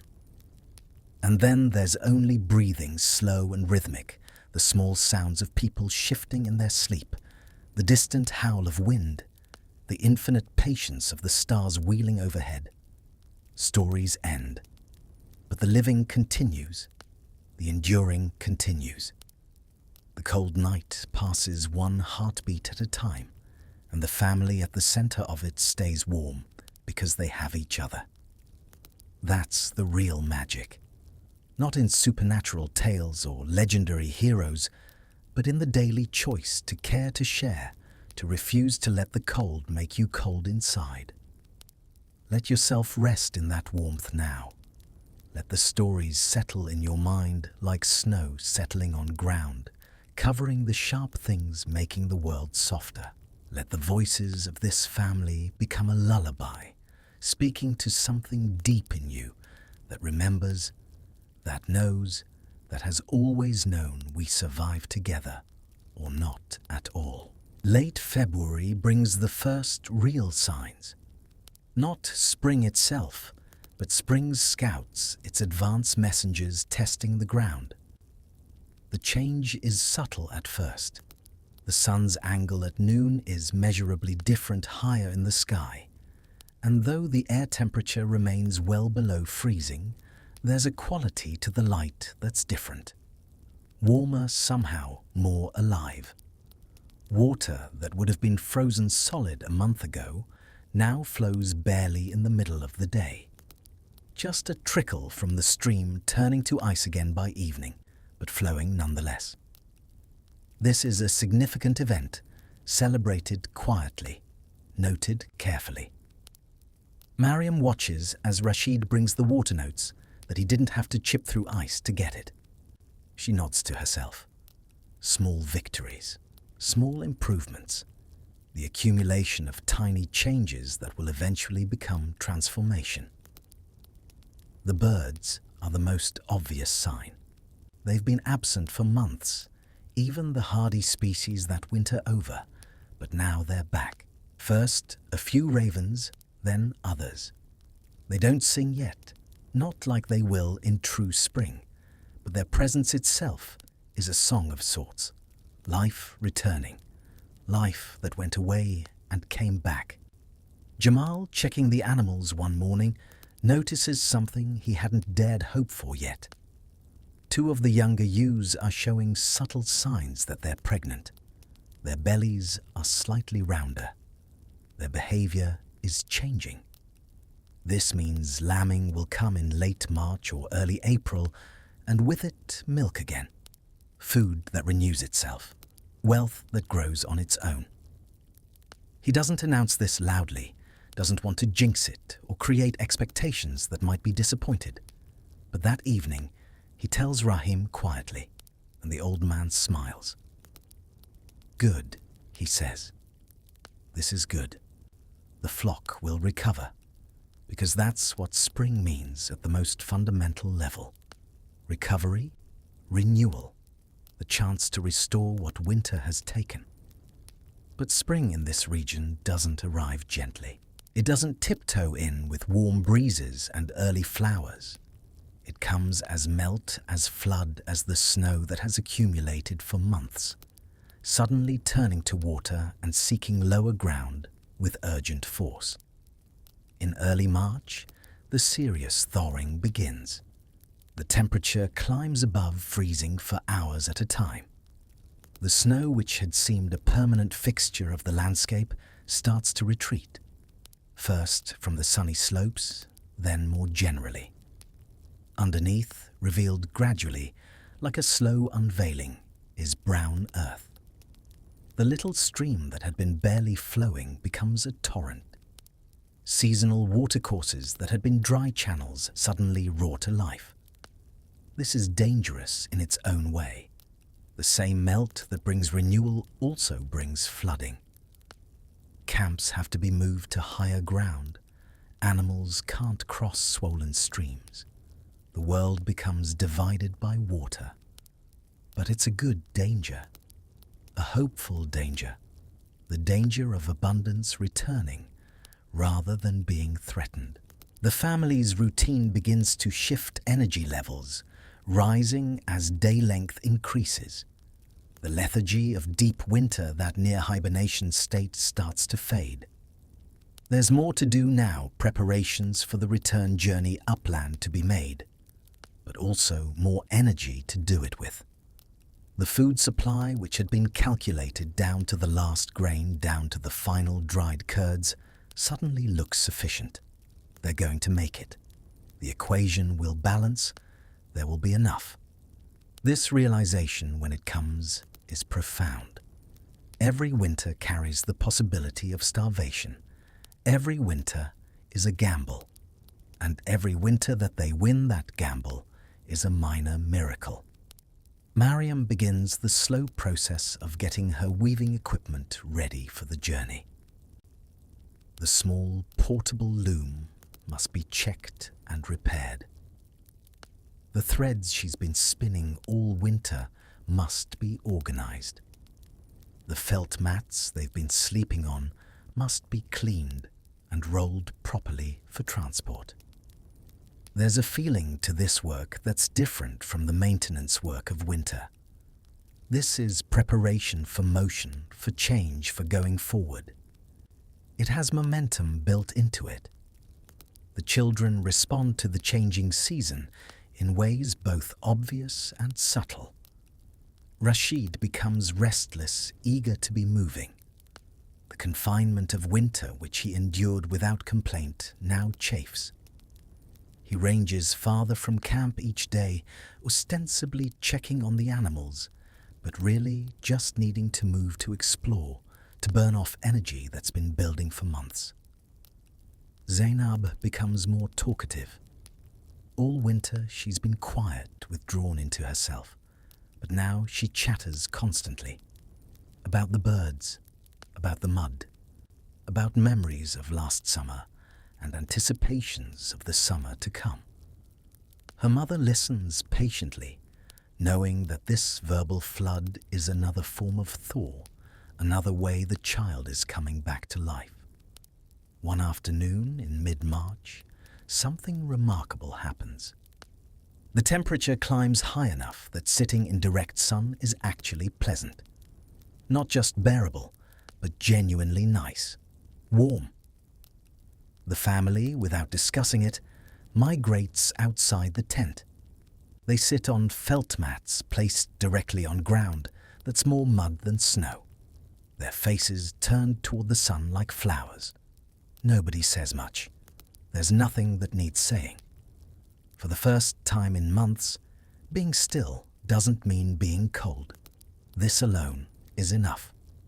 Bibi Gul closes her eyes, feeling the warmth on her wrinkled face, and thinks about all the springs she's seen. 40, 50. She's lost count. Each one a gift, each one unlikely, each one a small victory over the odds. She's conscious in the way the very old sometimes are that she won't see infinite more of these. The winters are getting harder for her. Her joints ache more. Her breathing is more labored. But not this winter. She's made it through this one. And that's enough. By late March, the preparations for migration are nearly complete. The family is restless, now ready to move. The winter camp, which had been home for 4 months, suddenly feels temporary again, just a stopping point. The other families in the area are making similar preparations. There's a palpable excitement in the air during the afternoon social gatherings. Talk turns to routes, to timing, to what conditions might be like in the high country. Will there be early grass? Will the passes be clear? What will they find when they return to the summer grounds? These questions can't be answered, but asking them is part of the ritual, part of the way communities process the transition from one mode of living to another. And then, in early April, the lamb comes. One of the pregnant ewes delivers, and the entire camp stops to witness it. New life. The first lamb of the season, wet and shaky, standing on impossibly thin legs, searching for its mother's milk. This is what they've been surviving for. This moment of renewal. This proof that life continues. The flock will grow. The family will grow. The ancient pattern continues. Rashid watches the lamb nurse its tail, wagging frantically, and feels something shift inside him. He's seen this before, of course, many times. But this year it means something different. Maybe because the winter was so hard. Maybe because he's old enough now to understand how close they came to not making it. Maybe just because he's growing up and starting to see the larger patterns. That night, lying in the tent one more time before the journey begins, he asks his father, will it always be like this? Every winter, every spring, forever, Jamal is quiet for a long moment. Who can say what forever means? He finally responds.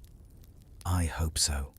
I hope my grandchildren's grandchildren will still be making this journey, still moving with the seasons, still living free. But I don't know. The world is changing. You've seen the things traders bring from the cities. Metal things, machines, ideas about how life should be lived. His voice grows softer. All I know is that this life, hard as it is, has kept our people alive and free for longer than anyone can remember. It's a good life if you have the strength for it. And I hope you do, my son. I hope you do. Rashid falls asleep thinking about this, about continuity and change, about the weight of carrying a way of life forward, about whether he's strong enough. But these are thoughts for another day. Tonight, with spring finally real, rather than just hoped for, with the lambs safely born, with the sun gaining strength, he can rest easily. They've made it, survived another winter, earned another year. And soon, very soon now, they'll begin the long walk back to the high places where the air is clear and the grass is green, and summer beautiful. Summer is waiting.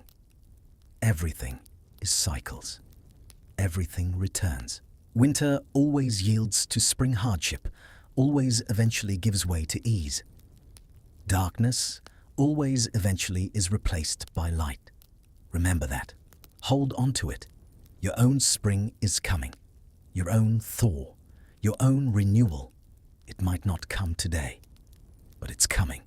That's the promise of the seasons, the guarantee built into the structure of the world itself.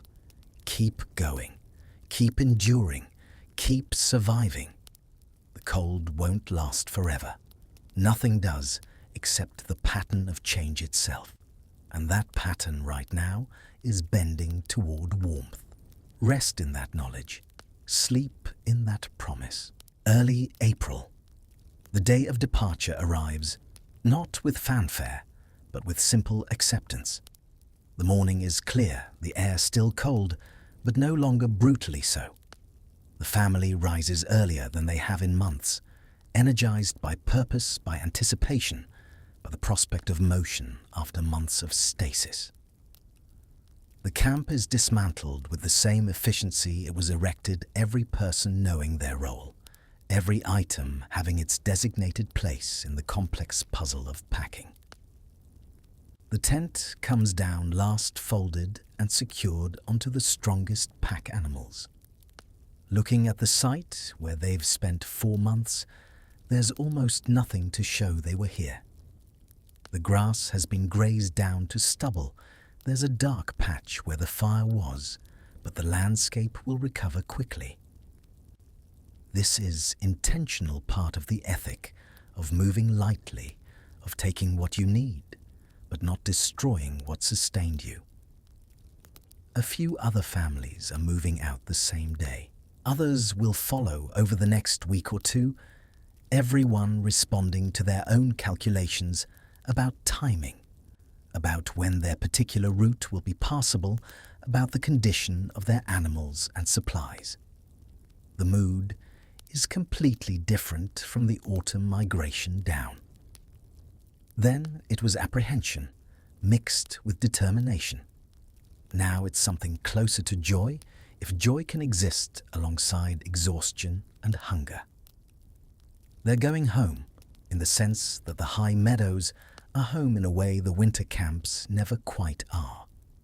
The first day's travel is gentle, almost leisurely. The route is relatively flat, following seasonal watercourses that are now running full. The sun is warm enough that by midday, people are shedding layers, carrying them, instead of wearing them. This simple act, being too warm rather than too cold, feels almost miraculous. The animals sense the change too. After months of minimal movement, minimal grazing, they're eager to walk to search out the first green shoots of new grass. The sheep spread out more than they did in the autumn migration, less tightly clustered, less anxious. That first night's camp has a celebratory quality. A ewe that has been struggling all winter, but survived, is slaughtered her meat shared between several families camping near each other. There's milk again from the ewes, with lambs not much, but enough to make everyone's tea richer, sweeter. Simple pleasures that winter made impossible feel like extravagant luxuries. Stories are told around the fire, but different ones now. Not the survival stories of hardship endured, but stories about summer, about the high meadows, about the good times waiting above. There's laughter, genuine laughter, something that's been absent for months. Zainab falls asleep before the sun is fully down, exhausted from walking more than she has in months. And her mother carries her to the tent and tucks her in with a tenderness that encompasses all the worry of winter, all the relief of survival, all the hope for summers to come. The journey takes roughly 2 weeks, progressing from the winter lowlands through a transition zone where spring is in full evidence, finally beginning the climb back into the higher elevations where winter still has some hold. This transition through ecological zones is like watching time run in reverse. In the lowest elevations, spring flowers are already blooming. Trees that will never survive at altitude are leafing out. But as the family climbs, they move backward through the season, passing through zones where spring has just begun, then into areas where winter lingers, until finally they're in landscapes where deep snow still lies. This is the tricky part of the return journey. The passes that were blocked by snow in autumn are now experiencing melt, which doesn't make them easier, but difficult. The snow is softer, deeper, harder to walk through. Avalanche risk is real. Streams that were frozen solid are now torrents impossible to cross in the wrong places. Navigation becomes crucial. Jamal, following routes learned from his father and grandfather, knows where to cross, when to wait for water levels to drop, which gullies to avoid, because meltwater makes them dangerous. This knowledge, stored not in maps but in memory and observation, is priceless. There's one passage about a week into the journey that everyone has been dreading slightly. A narrow valley where a stream must be crossed multiple times, swollen now with melt. The traditional crossing points are underwater, the current fierce. The families gather at the entrance to the valley. Scouts go ahead to assess conditions. They return with mixed news. It's passable, but difficult. Animals will struggle. The small children will need to be carried by adults wading through chest-deep current. There's discussion about waiting, seeing if conditions improve, but waiting means consuming food they can't afford to waste. The consensus is to attempt the crossing. What follows is hours of exhausting, dangerous work. Adults form chains holding onto each other, and thick ropes creating human bridges for the animals and children to use for support. The water is shockingly cold. Meltwater just barely above freezing, and wading through it saps energy and warmth frighteningly fast. Several sheep are lost, swept away by the current despite all efforts. This is painful, but not devastating. They expected losses. Each family expected to arrive in the high meadows with fewer animals than they left with. That's part of the calculation. But no people are lost. That's what matters. The crossing is accomplished. Wet, exhausted, shivering. Despite the relatively warm air temperature, the families make camp on the far side and spend the rest of the day recovering. Drying clothes, warming up, dealing with minor injuries.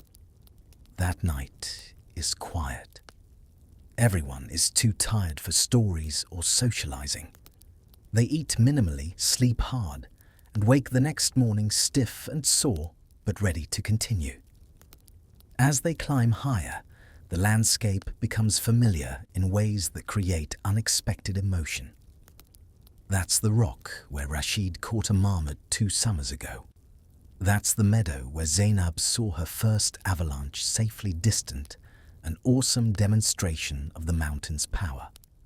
That's the pass where the family sheltered during an unexpected storm 3 years back. Every stone, every turn in the path carries memory. This is their country, in a way cities can never be anyone's. They know it intimately, personally, through years of repeated passage.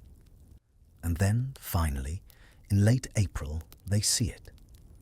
The high meadow where they'll spend the summer, still covered in snow, but they can visualize what it will become. Green grass reaching to your knees, wild flowers in every color, cold, clear streams, air so pure and thin it makes you dizzy at first. The last push is hard. They're all exhausted. Supplies are nearly gone. The animals are thin and weak, but they're here. They've made the circuit.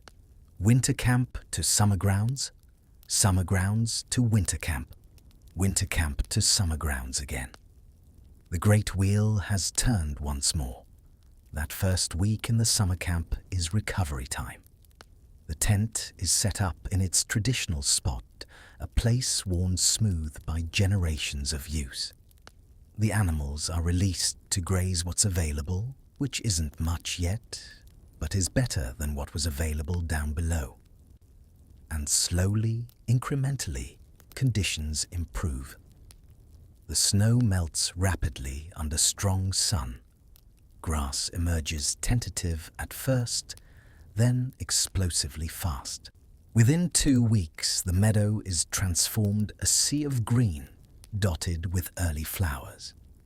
The flock begins to recover, visibly fattening milk production increasing. The strain leaves human faces too replaced by something that might approach contentment. This is the reward for winter's hardship, this abundance, this beauty, this relative ease. One evening, about a month after arriving, the family gathers outside the tent to watch the sunset paint the distant peaks in shades of pink and gold. The air is mild, the grass is soft beneath them, the animals are settled. All is for this moment right with the world. Rahim speaks, his voice thoughtful. Every year in winter, I think maybe this is the last time. Maybe I'm too old for one more migration, one more season. And every year when we get back here, I'm glad I was wrong. Glad I get one more summer in the high places. He looks at his grandchildren. When I'm gone, he says, when you're the old ones, I want you to bring your children here. Show them this place. Tell them about the winters we survived, about the journeys we made, about the life we lived. Don't let this end with my generation. Promise me. Rashid and Zainab, both suddenly serious, both understanding that they're being asked to carry something forward, nod solemnly. We promise, Rashid says. And in that moment, sitting in the golden evening light with the summer stretched out ahead and winter's hardship receding into memory, there's a sense of completion. Not ending, but completing. One cycle finished, another beginning. This is life at its most elemental. Birth, growth, reproduction. Death. Struggle and rest. Winter and summer. The eternal alternation that makes existence possible. The family will spend 4 months here, working hard but good work, productive work, work that feels meaningful. They'll fatten themselves and their animals. They'll weave and make butter and cheese. They'll laugh and sing and tell stories. They'll live fully in the warmth and abundance. And then, as autumn approaches, they'll begin to prepare for the descent, for the winter camp, for the cold that will test them again, for the survival that will require everything they have. But that's months away. Tonight, this moment, they can simply be. can rest in the achievement of having survived, can appreciate the beauty that surrounds them, can feel deeply the satisfaction of having done what needed to be done. And perhaps you listening to this in your own time, your own place, can take something from their journey, can understand that the winters of your own life, whatever form they take, are not permanent. That spring follows eventually, always. That the journey through hardship leads somewhere. That survival, that persistence, that refusal to give up that matters and is worthy and is enough. Sleep now with that understanding. Rest in the knowledge that humans have always faced difficulty, have always survived it, have always found meaning in the act of continuing. You're part of that ancient lineage. You carry that same strength. Let it sustain you tonight. Let their story be your story. Let the cold they survived remind you of your own capacity to endure. And wake tomorrow whenever tomorrow comes ready to continue your own journey. One step at a time. One day at a time. Moving forward, because moving forward is what life does. You're stronger than you know, tougher than you think. And your summer, your season of ease and abundance and rest is coming. Just keep going. Just survive. Just be. That's all anyone ever needs to do. That's all anyone ever could do. And it's enough. It's always been enough. Rest now. Sleep well. Dream of mountains and meadows and the patient turning of seasons. You've earned your rest just as they did. And so we return, you and I, from that journey through time and cold and human resilience. We've walked with a family across landscapes that would kill the unprepared, through temperatures that feel like malevolence, through hunger and exhaustion, and the constant threat of death. And they survived. Not just once, but generation after generation, century after century, maintaining a way of life so demanding that its very existence seems impossible until you understand the knowledge, the adaptations, the profound human capacity to endure. I want you to think about something as you drift towards sleep. Those people, that family we've spent this night with, they're not ancient history, they're recent. Families like them still exist, though fewer now, disrupted by war and climate change and the pressures of modernity that make old ways harder to maintain. But the lessons they carry, those aren't old. Those are eternal.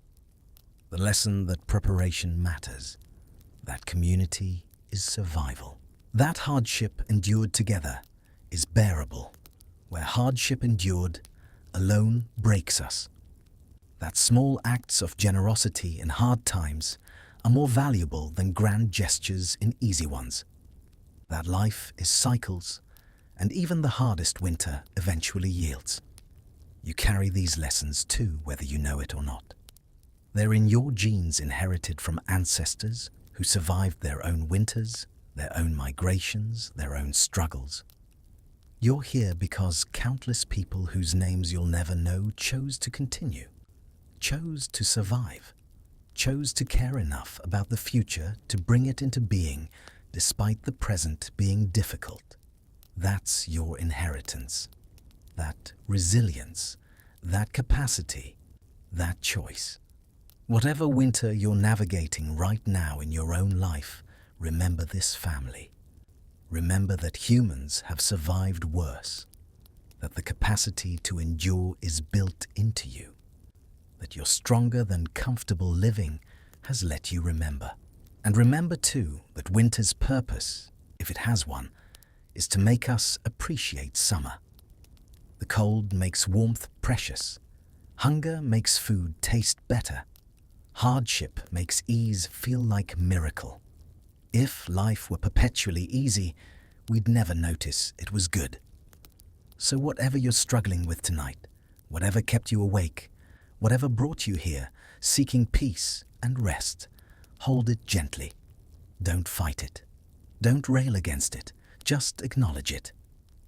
Like Raham acknowledging the cold. It is what it is. And you'll survive it like people have survived since the beginning. You'll make it to your own summer meadow eventually, your own season of green grass and warm sun and laughter. It might not look like you imagined. It might come later than you hoped. But it will come. That's the promise of the pattern, the guarantee of the turning wheel. Just keep moving. Just keep surviving. Just keep choosing each morning to continue. That's all anyone ever did. That's all anyone ever could do. And it was enough for them. It will be enough for you. As you fall asleep, now imagine yourself back in that black tent, surrounded by family fire, burning low stars brilliant overhead. Feel the scratch of wool blankets, the hardness of felt matting beneath you, the warmth of bodies close by. Hear the distant sound of animal bells, the soft snoring of the dogs, the wind's patient music. You're safe there. You're held. You're part of something that's endured for time beyond counting and will endure beyond you. You're connected to every person who ever faced winter and survived it, who ever felt cold and found warmth, who ever struggled and continued. That's who you are. That's what you're capable of. Don't forget it. And if you found some peace tonight in this story, if these whispered histories helped quiet your mind, consider subscribing for more journeys like this one. Consider sharing this with someone who might need to hear that they're strong enough for whatever they're facing. But more than anything, just rest. Let go of the day. Let go of worry. Let tomorrow take care of itself. Right now, this moment, you have everything you need. Warm enough, safe enough, alive. That's enough. That's always enough. Good night. Sleep well, dream of spring meadows and distant mountains, and the patient eternal turning of seasons. Dream of survival and strength, and the cold that reveals warmth. And wake tomorrow ready to continue your own journey, whatever it holds. You've got this. You always did. Now sleep.